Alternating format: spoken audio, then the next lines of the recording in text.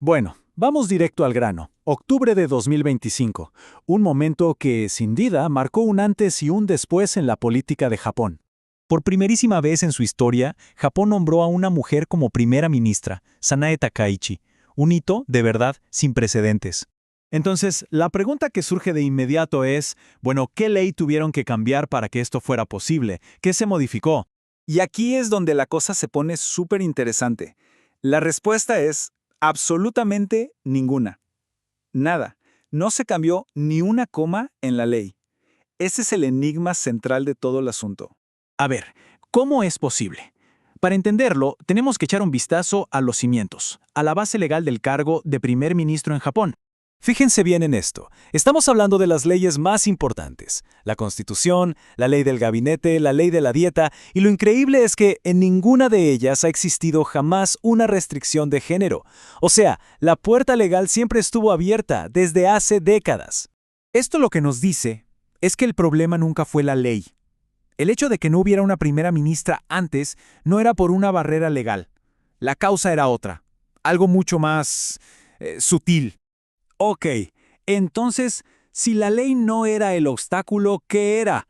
Pues la respuesta está en lo que no está escrito. Las reglas informales, la cultura política, esos muros invisibles. Y este cuadro lo resume a la perfección.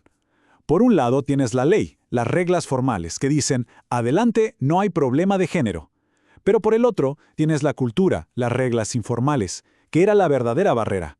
Un sistema abierto en teoría, pero cerrado en la práctica por la costumbre. ¿Y cuáles eran esas barreras informales? Bueno, son 4 principalmente. Primero, la política de facciones, donde el poder se movía en círculos masculinos muy establecidos. Segundo, la costumbre de buscar una cara elegible, una creencia de que solo un hombre podía asegurar la victoria en las urnas. Tercero, las carreras políticas para las mujeres estaban llenas de obstáculos, era mucho más difícil llegar a la cima. Y por último, el escrutinio de los medios, súper desigual, enfocándose mucho más en la apariencia o en cómo hablaba una mujer política. Juntos, estos 4 puntos fueron por décadas el verdadero candado. Pero entonces llega este nombramiento. Y no fue solo un gesto simbólico, para nada. Fue como tirar una piedra en un lago. Las ondas se expandieron por todas partes, provocando cambios muy reales y sistémicos. Literalmente fue una reacción en cadena. Empezó en la política, claro, ampliando el abanico de candidatos. De ahí saltó a la burocracia, cambiando la lógica de los ascensos. Luego impactó el mundo de los negocios y finalmente mejoró la imagen de Japón en el escenario internacional.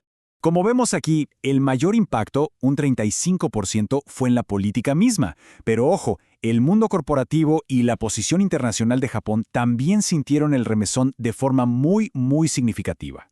Pensemos en el mundo empresarial. De repente, el liderazgo femenino dejó de ser un ideal para convertirse en una realidad práctica. Ahora las empresas tienen el ejemplo perfecto, en el cargo más alto del país, para justificar y acelerar la promoción de mujeres a puestos directivos. Ahora, es súper importante entender bien esto. Y para eso, también tenemos que hablar de lo que este evento no fue. Hay que aclarar algunos puntos clave. Primero, esto no fue el resultado de una acción afirmativa o un trato preferencial. No se crearon cuotas ni atajos. Simplemente el sistema, que ya existía, por fin funcionó como se suponía que debía hacerlo. Segundo, tampoco fue una excepción legal para una persona. No se doblaron las reglas ni nada por el estilo. El proceso legal se siguió al pie de la letra, tal cual como siempre. Y tercero, y esto es muy importante, que haya una primera ministra no significa que la igualdad de género ya se alcanzó en Japón, para nada. Es un paso gigante, sí, pero es un síntoma de que las cosas están cambiando, no es la meta final. Esta frase lo resume todo de manera brillante. El sistema estaba listo, las costumbres no. Las leyes, la estructura formal de Japón, siempre estuvo preparada. Lo que no estaba lista era la cultura política, las costumbres. Entonces, ¿cuál es el verdadero legado de este momento? ¿Qué es lo que cambia a largo plazo? El cambio más profundo, el verdadero, es que la carga de la prueba se invirtió. ¿Qué significa esto? Que antes la conversación era sobre por qué una mujer sí podría ser una buena líder. Había que justificarlo. Pero ahora, la pregunta ya no es ¿por qué una mujer? La pregunta es ¿y por qué no? Ahora, quienes se opongan a una candidata son los que tendrán que dar explicaciones. Y ese es el verdadero cambio estructural que queda para el futuro.